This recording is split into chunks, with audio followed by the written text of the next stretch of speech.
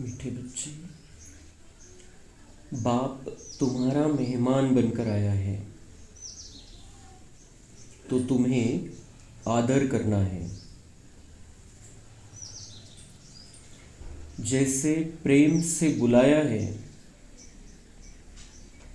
ऐसे आदर भी करना है,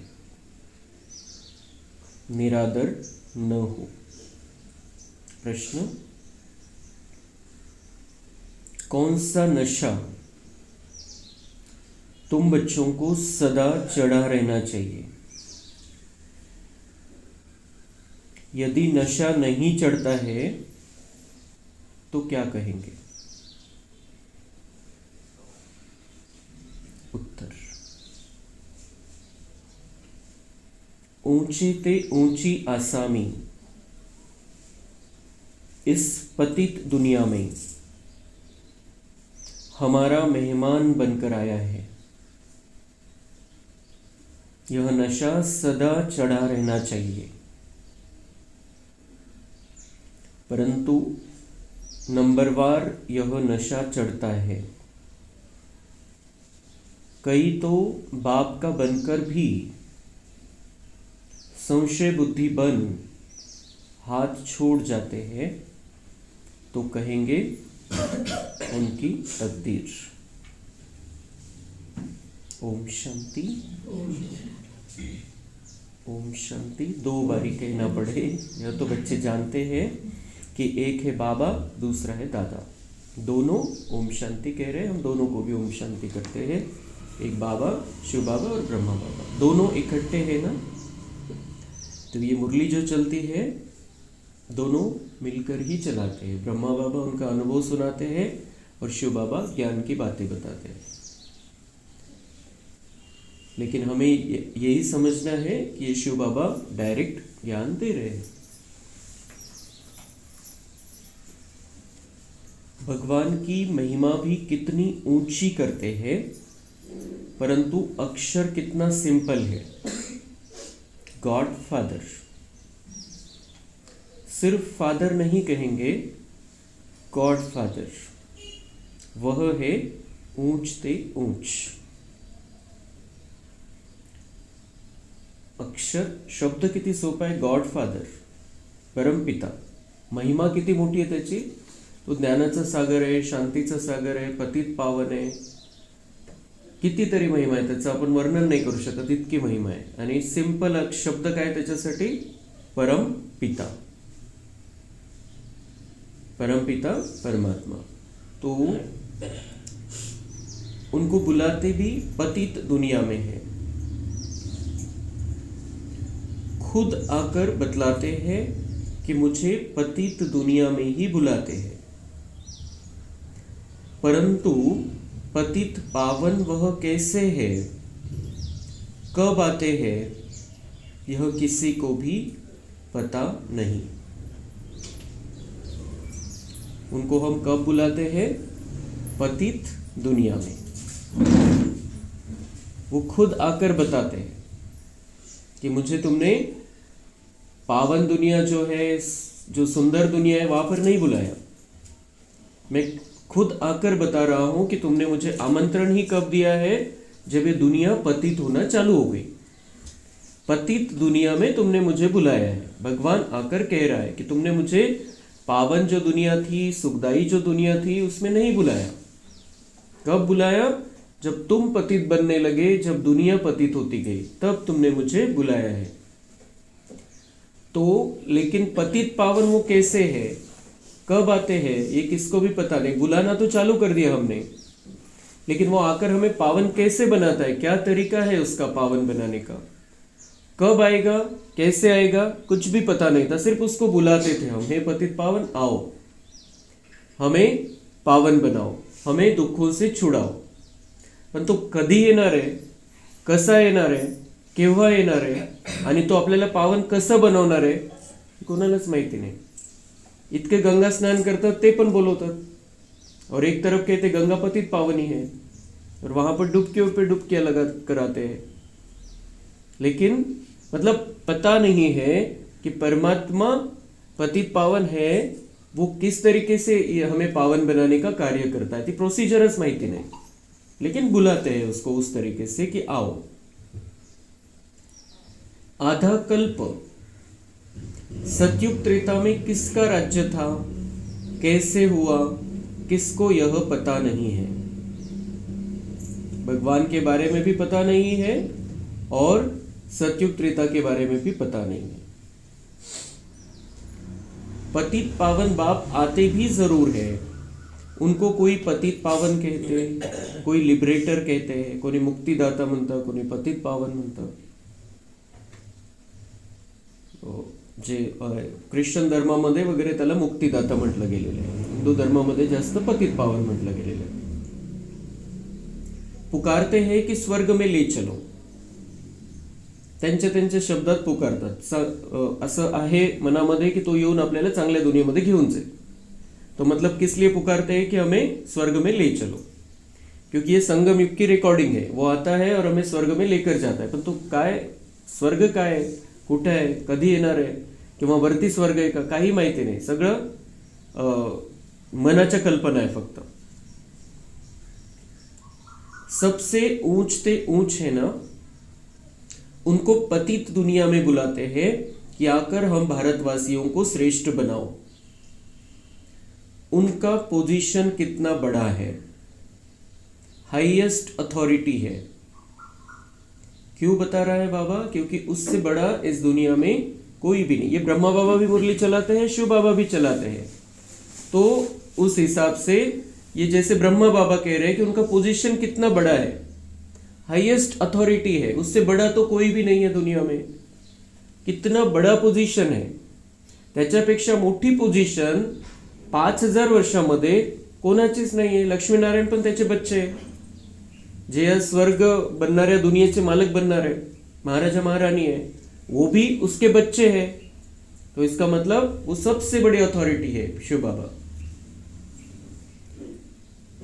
उनको बुलाते हैं जबकि रावण राज्य है,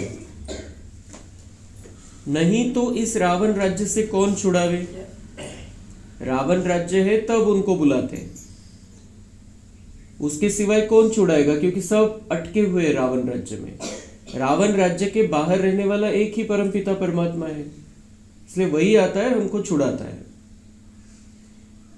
ये सब बातें तुम बच्चे सुनते हो तो नशा भी चढ़ा रहना चाहिए। तो हम उसके बारे में इतना सुनते तो हमें नशा चढ़ा रहना चाहिए कि हम तो उसके बन गए, उसके घर के बन गए, वो हमारा बन गया, वो हमारे लिए आया है। कितना नशा रहना चाहिए। वो सबसे बड़ी अथॉरिटी दुनिया में, सबसे ऊंचे से ऊंचा, और वो हमारा बन गया। वो कह रहा है, सामने से ऑफर दे रहा है कि मुझे साथ में रखो। जो सबसे बड़ा है इस दुनिया में, वो कह रहा है मुझे छोड़ो मत, मुझे साथ में रखो। और हम भक्ति में क्या करते थे, उसको बुलाते थे, और ये मन में ये था कि हम उसके चरणों की धूल बन जाए। वो प्यार का सागर है, उसके प्यार की एक बूंद हमें मिल जाए। और वो सामने से कह रहा है 24/7 मुझे भूलो ही नहीं, मुझे छोड़ो ही नहीं। 24 घंटे 7 दिवस, मतलब कोई छुट्टी नहीं, कंटिन्यू मुझे साथ में रखो। एक दिन एक पल भी ऐसा नहीं होना चाहिए कि तुम और मैं साथ में नहीं हो। वो कह रहा है जिसकी चरणों की धूल हम बनना चाहते थे। तो बाबा म्हणता है ये सब बातें सुनते हैं तो नशा चढ़ना चाहिए और चढ़ा ही रहना चाहिए। परंतु बाबा रिजल्ट बता रहे हैं, परंतु इतना नशा चढ़ता नहीं है। शराब का नशा सभी को चढ़ जाता है, यह नहीं चढ़ता है। जो शराब पीने वाले हैं, शराब पीने के बाद उनको ऑटोमेटिक नशा चढ़ जाता है, जिन्होंने भी शराब पी है। और हम ये ईश्वरीय ज्ञान की शराब पी रहे हैं, उसका नशा नहीं चढ़ता है। क्यों क्यों नहीं चढ़ता है? इसमें है धारणा की बात, तकदीर की बात है। धारणा होगी तो नशा भी चढ़ेगा, नशा चढ़ेगा तो धारणा भी होगी। और तकदीर, हर एक का तकदीर होता है। ज्यादा नशा नहीं चढ़ता है तो ज्यादा तकदीर भी नहीं बनेगी। तो बाप है बहुत बड़ी आसामी, बहुत बड़ी आसामी, मतलब वो कितने सारे खजानों का मालिक है, सारी दुनिया का मालिक है, तो सबसे बड़ी आसामी है।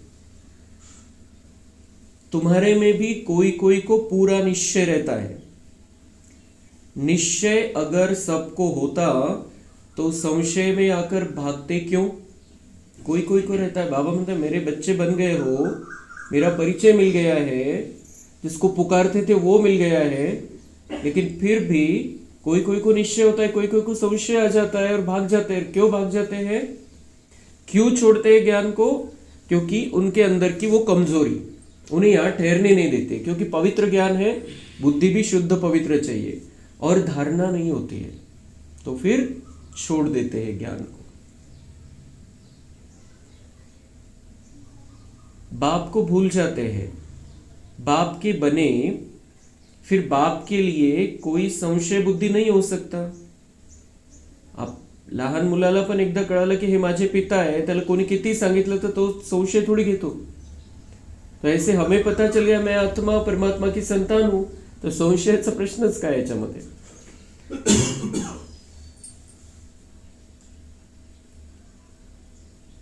परंतु यह बाप है वंडरफुल, परंतु बाप भी वंडरफुल और ये बच्चों की बातें भी वंडरफुल, सगळं आश्चर्यकारक है। गायन है आश्चर्यवत बाबा को जानंती, ही बाबांची हिंदी मिक्स वाली संस्कृत आहे। बाबा म्हणताय, बाबांचे शब्द असतात की आश्चर्यवत बाबा को जानंती, बाबा कहंती, ज्ञान सुनंती, सुनावंती, अहो माया फिर भी संशय बुद्धि बनावंती। तो बाबा को जानते हैं, बाबा कहने लगते हैं, पहचान लिया उसको, हम बाबा कहने लगते हैं उसको, वो हमारा बाबा है। ज्ञान सुनने लगते हैं, सुनाने लगते हैं दूसरों को, दूसरों को भी ये रास्ता बताते हैं। लेकिन माया जो अपने अंदर की कमजोरी है वही किसी न किसी बात से संशय लाती है और धारणा नहीं होती है, तो वो संशय बुद्धि बनावंती, और फिर क्या हो जाता है? भागंती, भाग जाते हैं। तो भाग जाते, लेकिन फिर तो लौट कर आना ही है, और कहाँ जाना है? यही लौट कर आना है। लेकिन वो जो गैप है, भाग कर गए तब से लौट कर आने तक का जो गैप है, उसमें सब कुछ जीरो कर लिया, माइनस में चले गए, और फिर स्टार्ट करना पड़ता है यहाँ आने के बाद।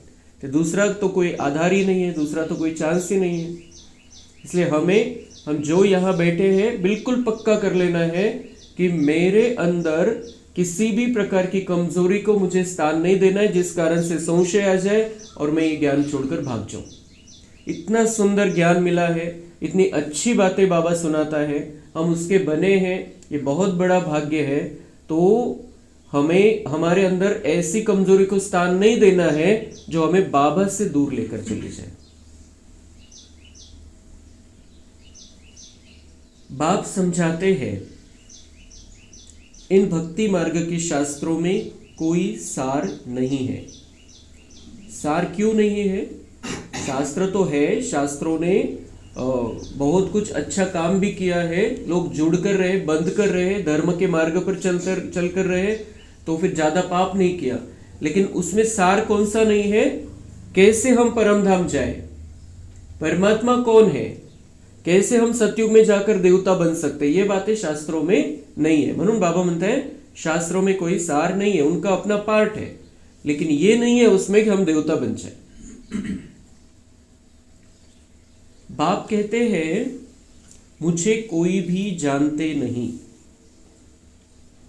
जिन्होंने भी शास्त्र लिखे हैं और जो शास्त्रों को पढ़ते हैं, सुनाते हैं, बाबा कहते हैं मुझे कोई भी जानते नहीं। तुम बच्चों में भी मुश्किल कोई ठहर सकते हैं। उतना भाग्य होना चाहिए यहां ठहरने के लिए। तुम बच्चों में भी कोई, क्योंकि बाबा का कौन बनते हैं? कोटो में कोई, आणि पुढे बाबांनी म्हटलेलं कोई में भी कोई। त्या कोटीमधून कोणी येतं इथं बाबांचं बनतं, आणि त्याच्यामधून पण कोणीमधून कोणी, त्यांच्यापैकी कोणीतरी बाबांवरती त्याचा निश्चय पक्का होतो आणि तो इथं थांबतो, या ज्ञान मार्गामध्ये पुढे जातो। जो रुक गया, यहाँ पर ठहर गया, वो सतयुग में पहुंच जाएगा। लेकिन उसने ये छोड़ ही दिया, यहाँ से चला ही गया, ये गाड़ी पकड़ी है सतयुग में जाने की, अगर उतर ही गया नीचे तो कैसे जाएगा वो सतयुग में? जा ही नहीं सकता है, फिर आना पड़ेगा बाद में। इसलिए हम बहुत भाग्यशाली आत्माएं हैं जो हम बाबा के पक्के निश्चय बुद्धि बच्चे हैं। बिल्कुल हम अपने आप को शाबाश की देने हैं कि मैं यहाँ पर ठहर गया हूँ और अब यहाँ से अभी ये भागना नहीं है, छोड़ना नहीं है, क्योंकि मेरा बहुत बड़ा भाग्य है और वो मुझे बनाना है, अभी तैयार करना है, भाग्य रिकॉर्डिंग करनी है। तुम भी फील करते हो कि यह याद स्थायी ठहरती नहीं है।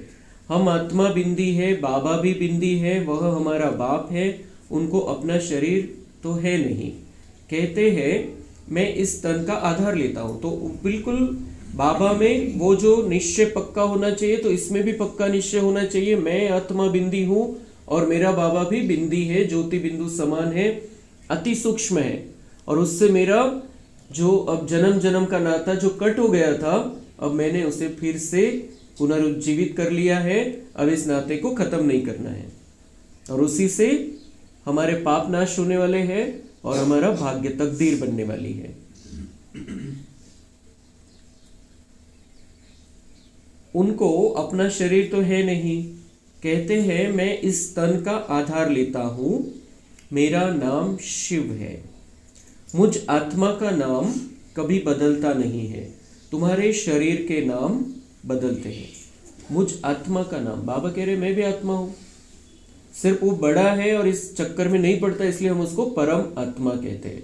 पार्ट के हिसाब से बड़ा है, साइज के हिसाब से बड़ा नहीं है, और वो भी एक आत्मा है, लेकिन पार्ट है परम आत्मा का। तो बाबा मानता है कि मेरा नाम कभी बदलता नहीं, क्योंकि हमारे नाम तो शरीर लिया, जन्म हुआ नया, वहां पर नया नाम रखते हैं, लेकिन बाबा का तो जन्म नहीं होता है, इसलिए उसका नाम बदलने का सवाल ही नहीं है।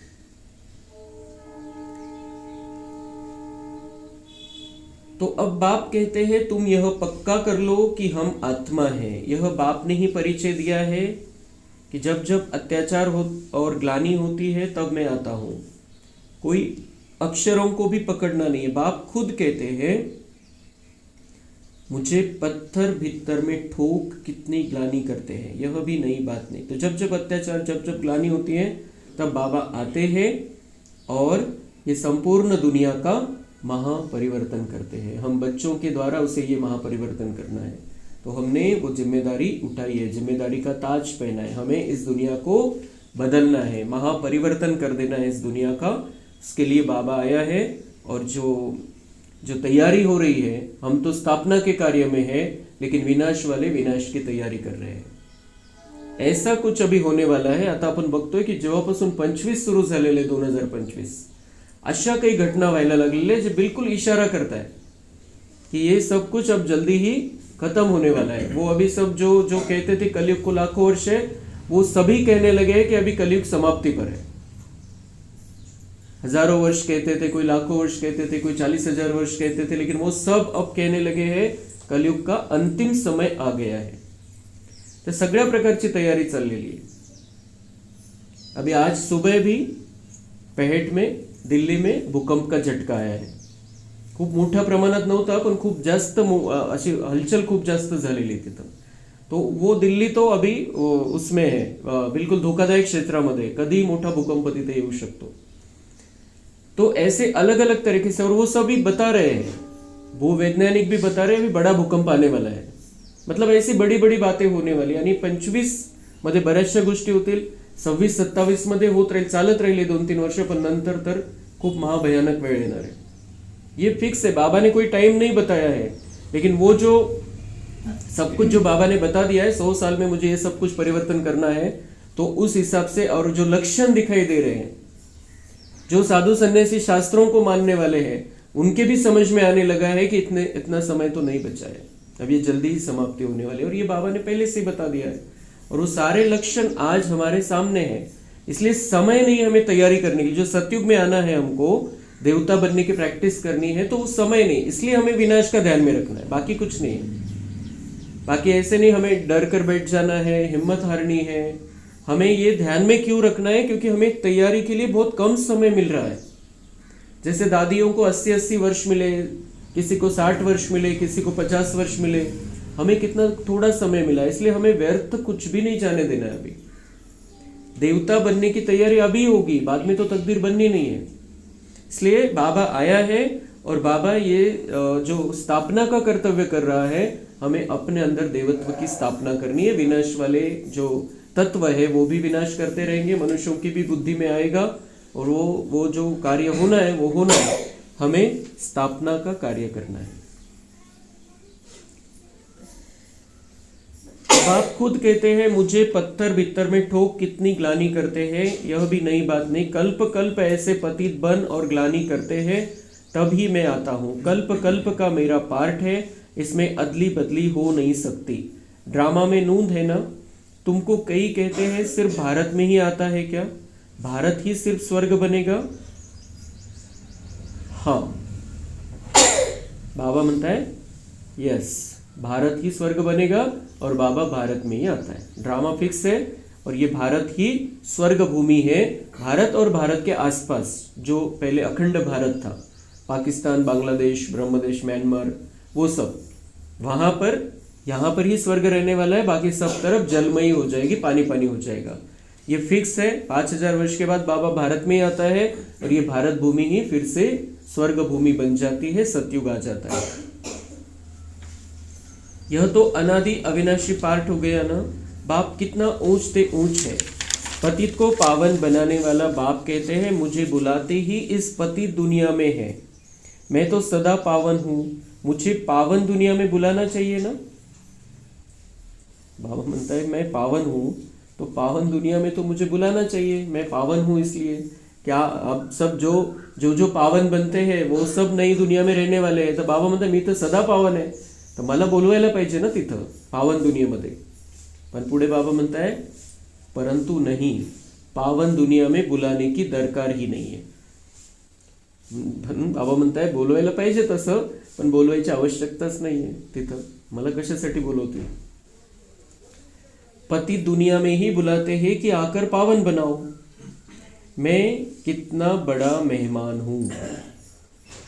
अब बाबा कह रहा है कि मैं मेहमान बनकर आया हूँ। ये तुम्हारी दुनिया है, तुम्हारी मतलब तुमने जो ये दुनिया बना रखी है ऐसी, तो मैंने तो बना कर दी थी सुंदर, लेकिन ये तुमने बनाई है दुनिया, द्वापर के बाद की दुनिया।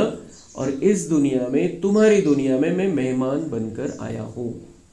तो बाबा अपने आप को आज कह रहा है मैं मेहमान हूँ तुम्हारा, पाहुणा बनून आलेला आहे। तो आधा कल्प से मुझे याद करते आए हो। यहाँ कोई बड़े आदमी को बुलाएंगे करके 1-2 वर्ष बुलाएंगे, फलाना इस वर्ष नहीं तो दूसरे वर्ष आएगा। इनको तो आधा कल्प से याद करते आए। किती रमणीक गोष्टी बाबा बोलत असतो आपल्याशी। तर बाबा म्हणताय की यहाँ पर किसी को बुलाएंगे, तुम्ही या आमच्याकडे, पाहुण्यांना बोलवतात, या आमंत्रण देत राहतात। बाबा म्हणताय वो 1 साल नहीं आएगा, दूसरे साल तो आ जाएगा। आपके इतनी बार बुला रहे हो तो वो आ जाएगा। उस साल नहीं आएगा, दूसरे साल आ जाएगा। लेकिन बाबा को हम 2500 वर्ष से बुला रहे थे, तब आया है वो। 2500 वर्ष के बाद आया है।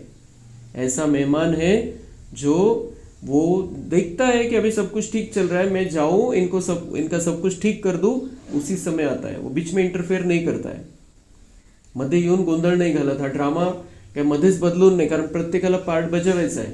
ते वरचे जे सगळे त्यांना खाली यायचं आहे आणि तो पती त्यांना पावन बनवणार आहे। ते जेव्हा आपण अति पतित होऊन जातो त्यावेळेला तो येतो, त्यावेळेला ठरवतो की हां आता माझी जाण्याची वेळ झालेली।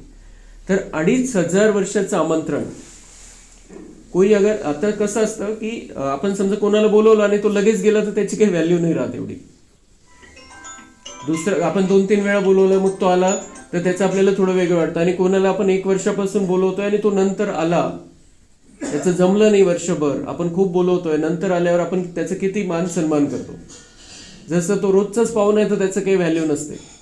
आता हा बाबा कसा आहे, 2500 वर्षापासून बोलवतोय तेव्हा आलेला आहे, तो कितना मान सम्मान करना चाहिए उसका हमें। तो इनको तो आधा कल्प से याद करते आए हो। इनके आने का पार्ट तो फिक्स हुआ पड़ा है। तो आने का पार्ट फिक्स है, मैं पहले आ ही नहीं सकता। अब मतलब मैं लास्ट में आऊँगा, लेकिन 2500 वर्ष से बुलाया है तुमने। तो यह किसको भी पता नहीं है। बहुत ऊंच से ऊंच बाप है। मनुष्य बाप को एक ओर तो प्रेम से बुलाते हैं, दूसरी ओर महिमा में दाग लगा देते हैं। तो एक ओर तो प्रेम से बुलाते हैं, दूसरी ओर महिमा में दाग लगा देते हैं कि वो पत्थर टिक्कर में भी है, कण कण में है, सर्वव्यापी है, तुझ में है, मुझ में है। तो ये महिमा में दाग लग गया। प्रेम का सागर है, शांती का सागर है, और एक तरफ कहते हैं कि सब में है, म्हणजे दगडाधोंड्यामध्ये, कचऱ्यामध्ये, आतंकवाद्यामध्ये, चोरामध्ये, दरोडेखोरामध्ये, लुटारूमध्ये, वेगवेगळे गुन्हेगारामध्ये, ये महिमा में दाग भी लगा दी।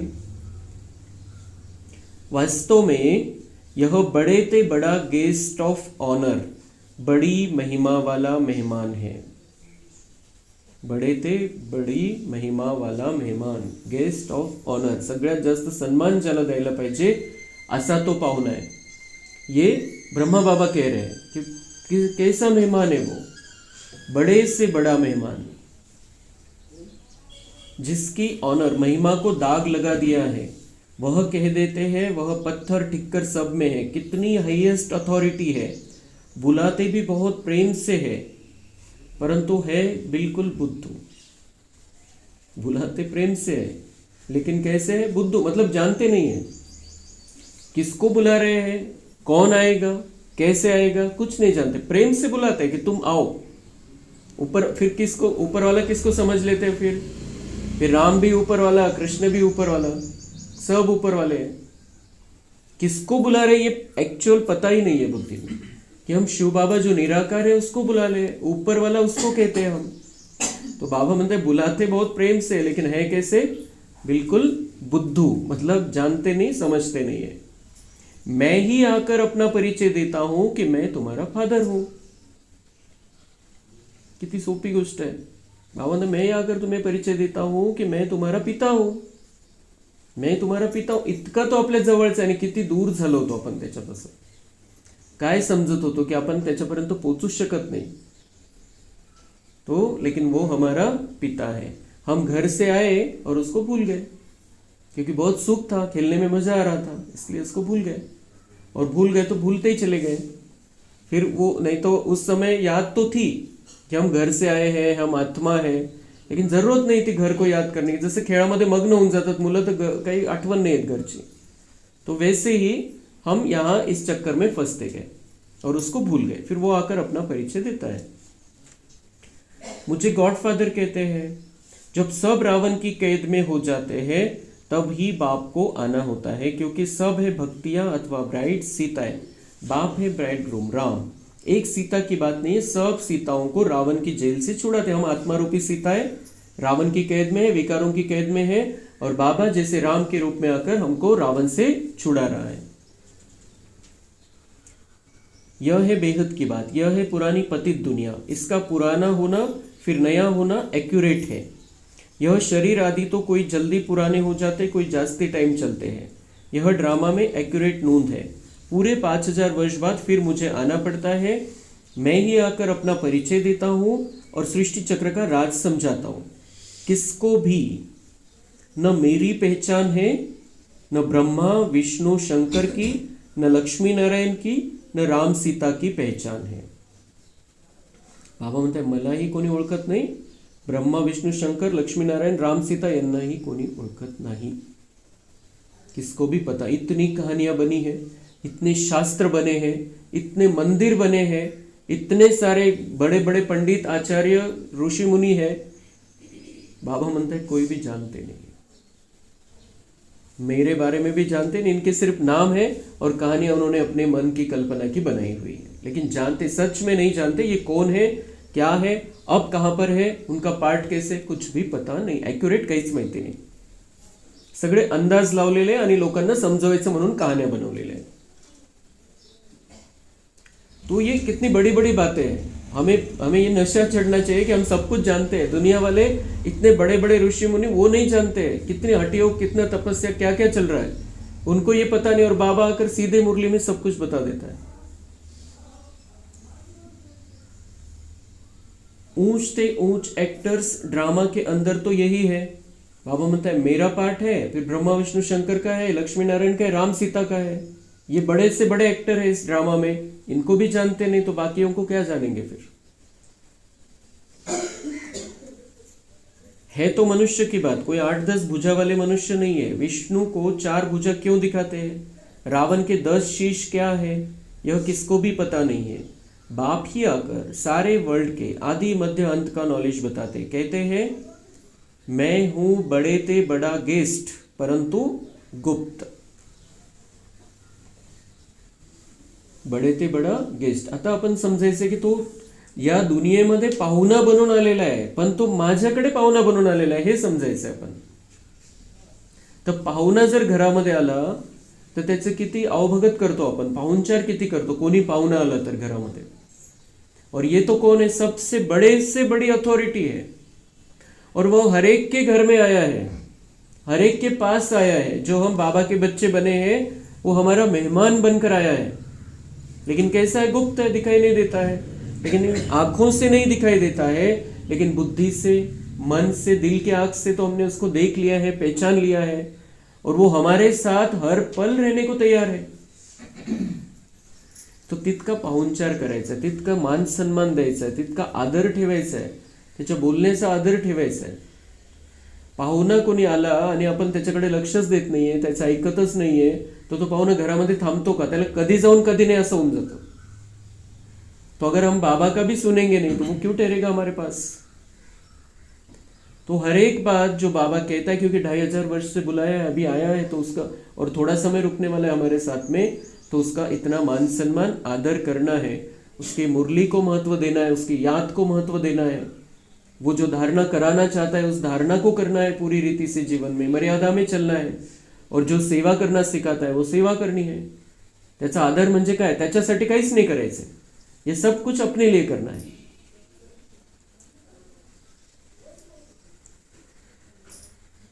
तो वो बड़े ते बड़ा गेस्ट है लेकिन गुप्त है, यह भी सिर्फ तुम ही जानते हो, परंतु जानते हुए भी फिर भूल जाते हो रिजल्ट।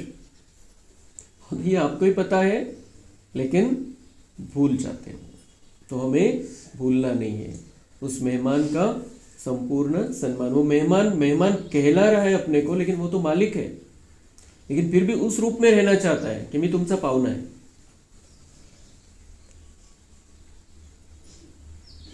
उनका कितना रिगार्ड रखना चाहिए, उन्हें याद करना चाहिए। आत्मा भी निराकार, परमात्मा भी निराकार। तुमको तो आत्मा निश्चय कर बाप को याद करना है, देह अभिमान छोड़ना है। तुम्हें सदैव अविनाशी चीज को देखना चाहिए। तुम विनाशी देह को क्यों देखते हो, देही अभिमानी बनो, इसमें ही मेहनत है। जितना याद में रहेंगे उतना कर्मातीत अवस्था को पाए उच्च पद पाएंगे। बाप बहुत ही सहज योग अर्थात याद सिखलाते हैं। योग तो अनेक प्रकार के हैं, याद अक्षरी यथार्थ है। योग योग म्हणून अवघड करू नका। बाबा म्हणते याद, मैं तुम्हारा बाप हूं, मुझे याद करना है बस, अपने आप को आत्मा समझकर। परमात्मा बाप को याद करने में ही मेहनत है। कोई विरला सच बताते हैं कि हम इतना समय याद में रहा, याद करते ही नहीं है तो सुनाने में लज्जा आती है। लिखते हैं सारे दिन में 1 घंटा याद में रहे तो लज्जा आनी चाहिए ना। ऐसा बाप जिसको दिन रात याद करना चाहिए और हम सिर्फ 1 घंटा याद करते। आम्हाला कोणी म्हणतं आम्ही 1 तास आठवण केली बाबांची, तो बाबा कह रहे इसमें त्याच्यामध्ये तर लाज वाटायला पाहिजे, लाज वाटायला पाहिजे। मराठीमध्ये खूप अवघड वाटतं ऐकायला। लज्जा आनी चाहिए, खूप सिंपल मस्त बोलतो बाबा, गोड बोलतो कि लज्जा आनी चाहिए कि जिस बाप को दिन रात याद करना चाहिए उस बाप को 1 घंटा याद करते हो सिर्फ। उसको कंटिन्यू याद करना है। हम जो कुछ भी कर रहे हैं वो करते हुए बाबा की याद, उसके वाइब्रेशन में रहना है, उसके वाइब्रेशन में चलना है। उसकी बातें याद आनी चाहिए कि उसने क्या सुनाया आज मुरली में, और आज की मुरली में तो कितनी सुंदर बातें हैं। आज दिन भर ये प्रैक्टिस करनी है, बाबा ने आज क्या क्या सुनाया, कितना मीठा बाबा और कितनी मीठी बातें हैं। और ये सिर्फ उसका कोई स्वार्थ नहीं है, ये सिर्फ हम बच्चों के लिए सुना रहा है। हम बच्चों का कल्याण करना चाहता है, हमारा भाग्य बना कर देना चाहता है। तो इसमें बड़ी गुप्त मेहनत है। बाप को बुलाते हैं तो दूर से आने वाला गेस्ट हुआ ना, बाबा म्हणते मला बोलवता याचा अर्थच मी पाहुणा आहे, दूर से आता हूं। बाप कहते मैं नई दुनिया का गेस्ट नहीं बनता हूँ, आता ही पुरानी दुनिया में हूँ, नई दुनिया की स्थापना आकर करता हूँ, नई दुनिया का गेस्ट नाही बनता हूँ. बाबा म्हणतात जुन्या दुनियेमध्ये तुमचा पाहुणा बनवून आलेला आहे, पण पाहुणा कसा आहे, आपलं संपूर्ण पालटून टाकतो, भाग्य बदलवणारा पाहुणा आहे. हे इथं येऊन या नरकाला स्वर्ग बनवून टाकतो, आपल्याला तर बदलतोच, संपूर्ण दुनिया बदलून टाकतो, असा पाहुणा आहे. असा पाहुणा कुठे आहे का 5000 वर्षामध्ये कोणी पण? किसी से भी कोणत्याच पाहुण्याशी त्याची कंपॅरिझन नाही होऊ शकत, कधीच कोणाच्याच पाहुण्याशी कंपॅरिझन नाही होऊ शकत. लक्ष्मीनारायणकडे जे पाहुणे येतील त्यांच्याशी पण बाबांची कंपॅरिझन नहीं हो सकता. वो सबसे बड़ा मेहमान है और वो हमारे घर पर आया है, हमारे पास आया है मेहमान बनकर, तो कितना उसका मान सम्मान करना चाहिए, उसके कितने उसकी बातों को मानना चाहिए. यह पुरानी दुनिया है, यह भी कोई यथार्थ नहीं जानते, नई दुनिया की आयु ही नहीं जानते. बाप कहते हैं यह ज्ञान मैं ही आकर देता हूँ, फिर ड्रामा अनुसार यह नॉलेज गुम हो जाती है. गरज नाही आहे म्हणून हे ज्ञान मग संपून जातं. जर हे लक्ष्मीनारायणला ज्ञान राहिलं असतं तर परंपरेने आलं असतं, पण जेव्हा विनाश होतं, सगळं महापरिवर्तन होऊन जातं, बाबा या ज्ञानाला पण संपवून टाकतो. का संपवतो? याच्यामध्ये खूप मोठं कल्याण आहे. कारण हे ज्ञान जर लक्ष्मीनारायणला असतं तर त्यांना त्या 5000 वर्षापूर्वीच टेन्शन आलं असतं की अशा दुनियेमध्ये जायचंय पुढे आपल्याला, इतकी भंगार दुनिया, इतकी खराब दुनिया येणार आहे. तो इसलिए बाबा बहुत अच्छा करता है, इस ज्ञान को समाप्त कर देता है, फिर जब जरूरत है तब आकर देता है. अच्छा, मीठे मीठे सिक्के लधे बच्चों प्रति माता पिता बाप दादा का याद प्यार और गुड मॉर्निंग. रूहानी बाप की रूहानी बच्चों को नमस्ते. हम रूहानी बच्चों की रूहानी बाप दादा को याद प्यार गुड मॉर्निंग नमस्ते. वाह बाबा वाह, शुक्रिया बाबा शुक्रिया. वरदान है श्रेष्ठ वेला के आधार पर सर्व प्राप्तियों के अधिकार का अनुभव करने वाले पद्मा पदम भाग्यशाली भव.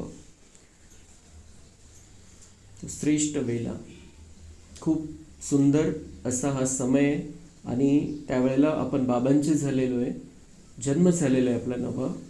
तर बाबा म्हणते जो श्रेष्ठ वेला में जन्म लेने वाले भाग्यशाली बच्चे हैं वह कल्प पहले की टचिंग के आधार पर जन्मते ही अपनेपन का अनुभव करते हैं.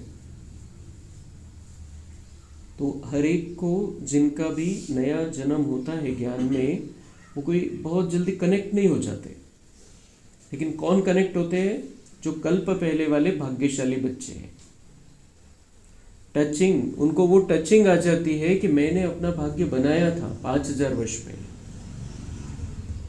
तो देखो अभी प्रकाश भाई और रेखा बहन, सिर्फ 28 लोगों में से इन दोनों को ही टच हुआ कि हमने अपना भाग्य बनाया था 5000 वर्ष पहले, भी वो भाग्य बनाया था. तो ये ऐसा रहता है, हर एक को टचिंग नहीं आती है, हर एक ऐसे जुड़ नहीं जाता है, चिपक नहीं जाता है बाबा से तुरंत. तो श्रेष्ठ वेला में जन्म लेने वाले भाग्यशाली बच्चे वो कल्प पहले की टचिंग के आधार पर जन्मते ही अपनेपन का अनुभव करते हैं. वो जन्मते ही सर्व प्रॉपर्टी के अधिकारी होते हैं. सब ने इतना सुंदर ज्ञान मिला, सब 28 लोगों ने पूरी तरह से जुड़ जाना चाहिए था, लेकिन भाग्य हर एक का वो जो समय होता है उस अनुसार ही आएंगे. अभी आएंगे क्योंकि ज्ञान का बीज तो पड़ गया है, वो आएंगे, लेकिन तुरंत किसको टच हो जाता है? जिनकी वो कल्प पहले वाली स्मृति जागृत हो जाती है और जिन्होंने अपना भाग्य बहुत ऊंचा बनाया है. जैसे बीज में सारे वृक्ष का सार समाया हुआ है, ऐसे नंबर 1 वेला वाली आत्माएं सर्व स्वरूप की प्राप्ति के खजाने के आते ही अनुभवी बन जाते. उन्हें लगने लगता है कि मुझे जो चाहिए था मिल गया, अभी बाबा से मुझे सब कुछ प्राप्त कर लेना है. बाबा मिल गया, सब कुछ मिल गया, अभी बहुत ऊंचा भाग्य बना लेना है, मुझे श्रेष्ठ भाग्य बना लेना है. वे कभी ऐसे नहीं कहेंगे कि सुख का अनुभव होता शांति का नहीं, शांति का होता सुख का व शक्ति का नहीं. सर्व अनुभवों से संपन्न होते हैं. जितना जितना बाबा से कनेक्ट होते जाते हैं, ये सब मिलने लगता है, बाबा से हम लेने लगते हैं. तो अपने जन्म का हमें बहुत आदर करना है कि बाबा के घर में, बाबा के पास जन्म हुआ है, हम बाबा के बने हैं, हमारा बहुत ऊंचा भाग्य है, और कल्प पहले हमने भाग्य बनाया था, तो उतना श्रेष्ठ भाग्य हम सबको बनाना है। हम सब बाबा के बच्चे, निश्चय बुद्धि बच्चे हैं, बाबा को जानते हैं, मानते हैं, पहचानते हैं। अब उसकी रास्ते पर चलना है। इस रास्ते को कभी भी किसी भी कारण से, किसी विघ्न समस्या के कारण से छोड़कर नहीं जाना है। हमारा भाग्यशाली जन्म है, और इस भाग्यशाली जन्म में बहुत सुंदर भाग्य की प्राप्ति अपने हाथों से, अपने कर्मों से, अपने वाणी से, अपने वाइब्रेशन से हमें कर लेनी है। स्लोगन है, अपने प्रसन्नता की छाया से शीतलता का अनुभव कराने के लिए निर्मल और निर्माण बनो। प्रसन्न रहना है और दूसरों को भी शीतलता का अनुभव कराना है, जो ठंडक पहुंचानी है सबको, जो विकारों की गर्मी में जल रहे हैं। तो जितना हम प्रसन्न रहेंगे, वो खुशी के वाइब्रेशन हम दूसरों को देंगे। उनके जो मन बुद्धि पर जो असर है विकारों का, गर्मी है, उसको भी ठंडक मिलेगी। उसका अनुभव कराने के लिए क्या करना है? हमें निर्मल और निर्माण बनना है। निर्मल बनना है और निर्माण बनना है। जैसे हमने कल जो मेडिटेशन किया था, जिस तरीके से पवित्रता का, उस तरीके का मेडिटेशन हमें रोज करना है, और अपने अंदर का मैल सारा धो लेना है बाबा के पास जाकर। तो हम निर्मल और निर्माण बनकर रहेंगे तो सदा प्रसन्न रहेंगे, और इस प्रसन्नता की छाया से सबको लाभ मिलेगा। अच्छा, ओम शांति।